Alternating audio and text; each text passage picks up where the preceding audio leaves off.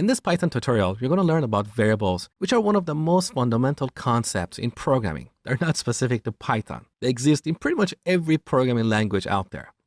We use variables to temporarily store data in a computer's memory. Here's an example. Let's type price equals 10. When Python interpreter executes this code, it will allocate some memory, then it will store the number 10 in that memory, and finally it will attach this price label to that memory location. As a metaphor, imagine we have a box. In that box, we have number 10, and price is the label that we put on the box. Now we can use this label anywhere in our program to access the value that we have in that box. This is a very simplified explanation. So now let's print price on the terminal. Print. Now this time we're not going to add quotations, because if we put quotations here, we will see the text price on the terminal, not the value of the price variable. So delete quotations and type price. Now let's run this program one more time. There you go. So we see 10 on the terminal.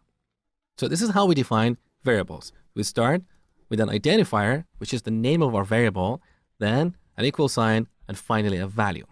Now more accurately, when this number 10 is about to be stored in the memory, first it will get converted to its binary representation.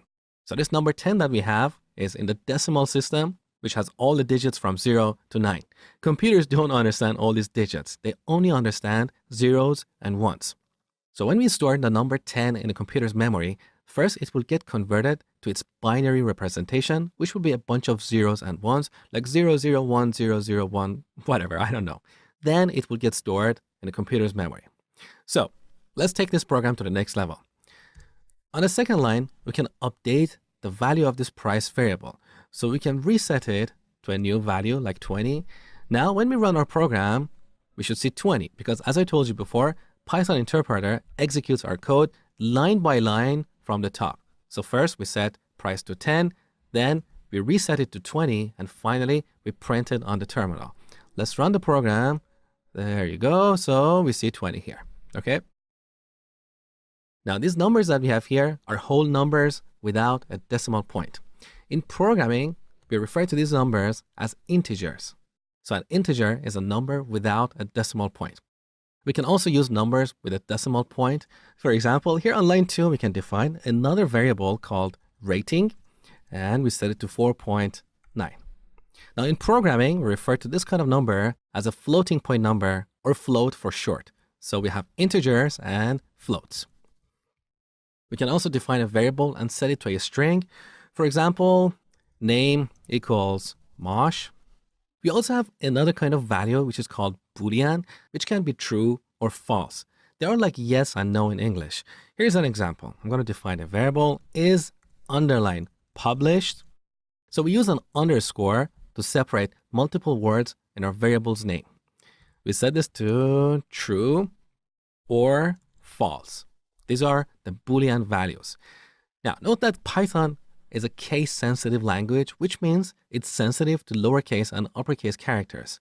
So when defining variables, we should always use lowercase letters. But here, false and true are special keywords in the language. So if we spell it with a lowercase f, Python doesn't understand it. You can see we have a red underline here, which indicates an error. So make sure to spell this with a capital F, or if you want to set this to true, make sure T is capital. So in this program, we are storing simple values in our computer's memory. Simple values can be numbers, which can be integers or floats, or they can be strings or booleans. But in Python, we can also store complex values like lists and objects, and that's what I'm going to show you in the future. So before going any further, I want you to do a little exercise. Imagine we're going to write a program for a hospital.